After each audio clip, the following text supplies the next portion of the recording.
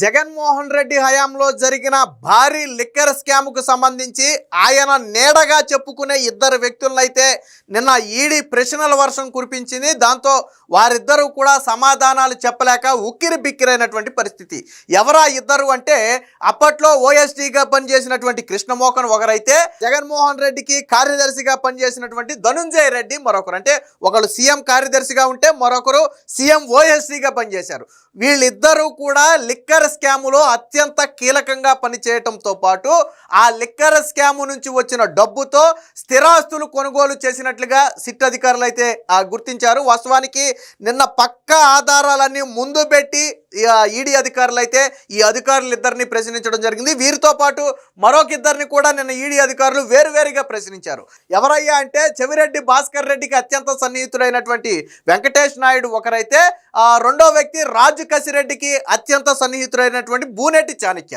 So ఈ నలుగురిని నిన్న ఈడీ అధికారులు అయితే ప్రశ్నించారు. నలుగురిని కూడా ఆధారాలు ముందు పెట్టి వాళ్ళ బ్యాంక్ స్టేట్మెంట్స్తో పాటు వాళ్ళు ఆ సమయంలో కొన్నటువంటి ఆస్తుల పత్రాలతో పాటు ఎవరైతే ఆ కొనుగోలుదారులకు నగదు రూపంలో డబ్బులు చెల్లించారో వాళ్ళ వాంగ్మూలాలు ఇవన్నీ కూడా ఆధారాలు ముందు పెట్టి ప్రశ్నిస్తే వీళ్ళు నమ్మలేరు తప్ప దేనికి కూడా ఆ సమాధానం చెప్పలేదన్నట్టుగా మనకైతే తెలుస్తుంది. మొత్తంగా నిన్న ఆ ఈడీ అధికారుల విచారణ బట్టి ఒకటి స్పష్టం, అవినీతి సొమ్ముతో అంటే ఏదైతే లిక్కర్ స్కాములో వచ్చినటువంటి సొమ్ము ఉందో ఆ సొమ్ముతో ధనుంజయ రెడ్డి కావచ్చు, కృష్ణమోహన్ కావచ్చు, వీరిద్దరూ కూడా అక్రమంగా ఆస్తులు కొనుగోలు చేశారు అనేది వాస్తవం. రెండోది ఏంటంటే సర్వీసులో ఉన్నటువంటి ఐఏఎస్ ఐపీఎస్ కావచ్చు, ఇతర ప్రభుత్వ ఉద్యోగులు కావచ్చు, సర్వీసులో ఉన్న ఉద్యోగి కూడా ఒక లిమిట్ దాటిన తర్వాత క్యాష్ రూపంలో ఏమీ కొనకూడదు. ఫర్ ఎగ్జాంపుల్ నేను ఫ్లాట్ కొనాలనుకుంటున్నా, నేను గవర్నమెంట్ ఎంప్లాయీని, నేను ఫ్లాట్ కొనాలి అంటే కొనుక్కోవచ్చు, తప్పులేదు. ఎలా కొనుక్కోవాలి?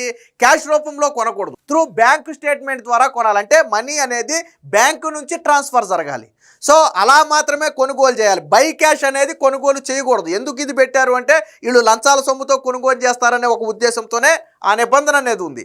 కానీ వీరిద్దరూ కూడా సొమ్ముతోనే కొన్నారు. కోట్ల రూపాయల స్థిరాస్తులను ఎలా కొన్నారు అంటే నగదు రూపంలో డబ్బులు ఇచ్చి కొన్నారు.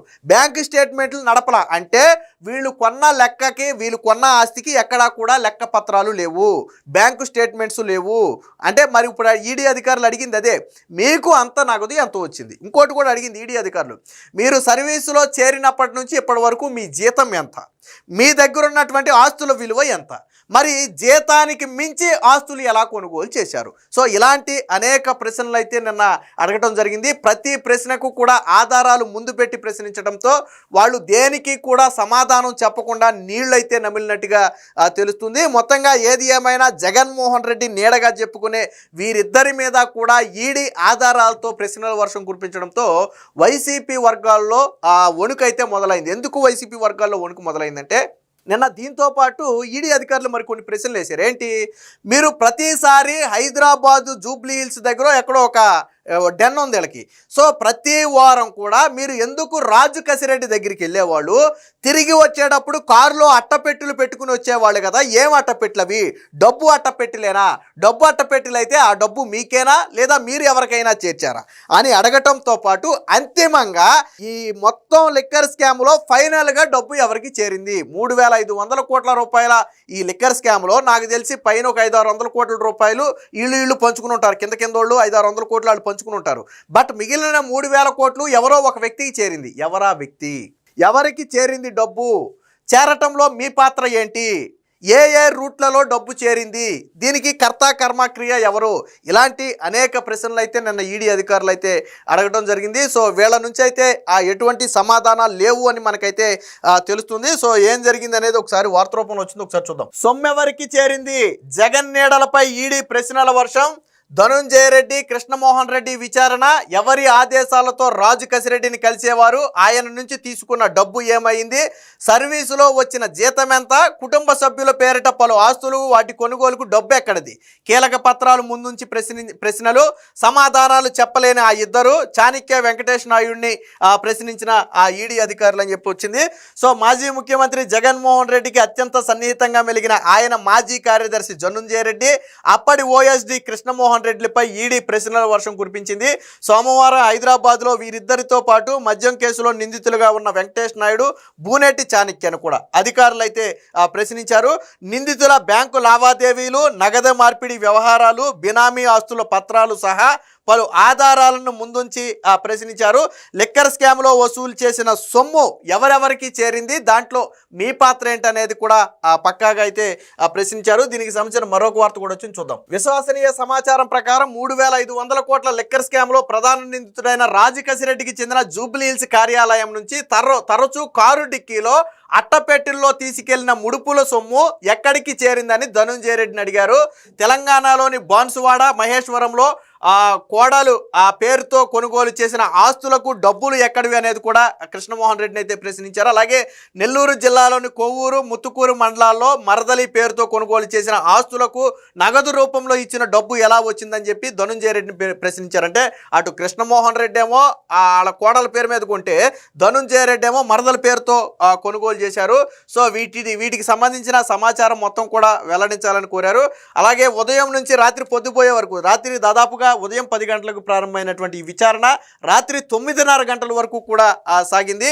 బ్యాంకు ఖాతాల లావాదేవీ వివరాలతో పాటు మరికొన్ని డాక్యుమెంట్లు తీసుకురావాలని ఈడీ అధికారులు ఇచ్చిన నోటీసు మేరకు ధనుంజయ రెడ్డి వాటితో హాజరు కాగా కృష్ణమోహన్ రెడ్డి మాత్రం బినామీలకు సంబంధించినటువంటి డాక్యుమెంట్లు తీసుకెళ్లలేదని తెలిసింది. దీంతో ఈడీ అధికారులు ఆయనను 2 గంటలు మాత్రమే ప్రశ్నించారు. అడిగిన కీలక డాక్యుమెంట్లతో మళ్ళీ రావాలని ఆదేశించారు. ఆ తర్వాత ధనుంజయ రెడ్డిని మాత్రం 10 గంటల నుంచి రాత్రి 9:15 వరకు కూడా సుదీర్ఘంగా ప్రశ్నించారు. కడప జిల్లా నుంచి కేంద్ర సర్వీసులోకి వెళ్ళినప్పటి నుంచి వైఎస్ హయాంలో రాష్ట్రానికి ఐఏఎస్ హోదాలో తిరిగి రావడం, జగన్ ప్రభుత్వంలో సీఎంఓ కార్యదర్శిగా పనిచేయడం గురించి అడుగుతూనే లిక్కర్ స్కామ్కు సంబంధించి ఆరా తీసినట్లుగా తెలిసింది. సో ఎవరి ఆదేశాలతో ప్రతి వారం రాజకసిరెడ్డి కార్యాలయానికి వెళ్ళారు, ఎన్నిసార్లు వెళ్ళి ఎంతెంత మొత్తం తీసుకున్నారు, ఆ డబ్బంతా మీకేనా లేక ఇతరులకు ఎవరికైనా ఇవ్వాల్సి వచ్చిందా వంటి ప్రశ్నలతో ధనుంజయ రెడ్డి అయితే ఉక్కిరి బిక్కిరి అయినట్టుగా తెలిసింది. తనకెవరు బినామీలు లేరని చెప్పినట్టుగా సమాచారం. నెల్లూరు జిల్లాలోని ముత్తుకూరు, కొవ్వూరు మండలాల్లో ఆయన కుమారుడు రోహిత్ రెడ్డి బంధువు లక్ష్మి పేరుతో భారీగా నగదు చెల్లించి ఆస్తులు కొన్నట్లుగా ఆధారాలు ముందుంచడంతో ధనుంజయ రెడ్డి దిక్కులు చూసినట్లుగా తెలిసింది. నగదు చెల్లించి ఆస్తులు కొన్నారని విక్రయదారుల నుంచి సమాచారం సేకరించిన ఈడీ అధికారులు ఆ సొమ్ము ఎలా వచ్చింది, నగదు చెల్లించకూడదని తెలిసిన అధికారిగా ఇలాంటి పని ఎందుకు చేశారని ఆయన ప్రశ్నించినట్లుగా తెలిసింది. అంటే నేను ఇందాకే చెప్పా కదా, ఒక ఐఏఎస్ ఐపీఎస్ అనే కాదు, ఏ ప్రభుత్వ ఉద్యోగి అయినా ఒక పరిమితికి మించి నగదు రూపంలో ఏవి కూడా కొనకూడదు. అది నిబంధన. అది ఫర్ ఎగ్జాంపుల్ 1,00,000, 1,50,000 మించో లేదా 2 లక్షల మించో ఏదో ఒక లిమిట్ ఉంటుంది. అలాగే స్థిరాస్తులు, ముఖ్యంగా కోట్ల విలువైనటువంటి ఆస్తులు కొనుగోలు చేసేటప్పుడు అసలు నగదు రూపంలో ఇవ్వకూడదు, బ్యాంకు రూపంలో బ్యాంకు నుంచి ట్రాన్స్ఫర్ చేయాలి. ఒకవేళ బ్యాంకు లోన్ అయితే ఆటోమేటిక్గా బ్యాంకు నుంచి ట్రాన్స్ఫర్ అవుద్ది, బ్యాంకు లోన్ కాకపోతే నీ బ్యాంకు నుంచే అమౌంట్ని ట్రాన్స్ఫర్ చేయాలి. బట్ ఇలాగా క్యాష్ రూపంలో కొనుగోలు చేయకూడదు. దాన్ని కూడా ప్రశ్నించారు. ఇక సగం అంటే బినామీ ఆస్తులకు సంబంధించినటువంటి వివరాలు తేకుండా వచ్చినటువంటి కృష్ణమోహన్ రెడ్డిని మాత్రం బినామీ ఆస్తు పత్రాలు కూడా తీసుకురావాలని చెప్పారు. ఉద్యోగంలో చేరినప్పటి నుంచి రిటైర్ అయ్యే వరకు ఎక్కడెక్కడ పనిచేశారో ఈడీ అధికారులు ఆరా తీశారు. మొత్తం సర్వీసులో జీతం రూపంలో వచ్చిన ఆదాయంతో పాటు ఆయన ఆస్తుల చిట్టా అడిగారు. తర్వాత కోడలి పేరుతో తెలంగాణలో కొన్న ఆస్తుల గురించి ప్రశ్నించారు. నగదు రూపంలో చెల్లింపుల గురించి వివరాలు అడిగినట్లుగా తెలిసింది. బట్ అవన్నీ నాకు తెలియదున్న మా ఎడిటర్ చూస్తారని చెప్పి కృష్ణమోహన్ అయితే సమాధానం ఇచ్చినట్టుగా తెలుస్తుంది. ఇక ఇదే కోవలో మరొక 2 వ్యక్తులను కూడా ప్రశ్నించారు. అందులో ఒకరు వెంకటేష్ నాయుడు. సో వెంకటేష్ నాయుడును కూడా ప్రశ్నించారు. గతంలో మీకు డబ్బులు కట్టల వీడియోలు వచ్చినాయి బయటికి, గుర్తుంది కదా? ఆ వీడియోలు ఎవరి ఫోన్ నుంచి వచ్చాయి అంటే వెంకటేష్ నాయుడు ఫోన్ నుంచే వచ్చాయి. సో నేను ఈడీ అధికారులు అదే ప్రశ్నించారు. వీడియోలు ఉన్నాయి కదా, ఎప్పుడు తీసిన వీడియోలు, ఎక్కడ తీసిన వీడియోలు, అంతంత డబ్బు ఎలా వచ్చేది అనే వివరాలను అయితే అతన్ని కూడా అడిగారు. ఇక రాజకసిరెడ్డికి ప్రధాన అంచాడు బూనేటి చాణక్యను కూడా వివరించారు. సో మద్యం వ్యాపారాల నుంచి వసూలు చేసిన కోట్లాది రూపాయల కమిషన్ల సొమ్ము ఎవరికి చేర్చారో ఆరా తీశారు.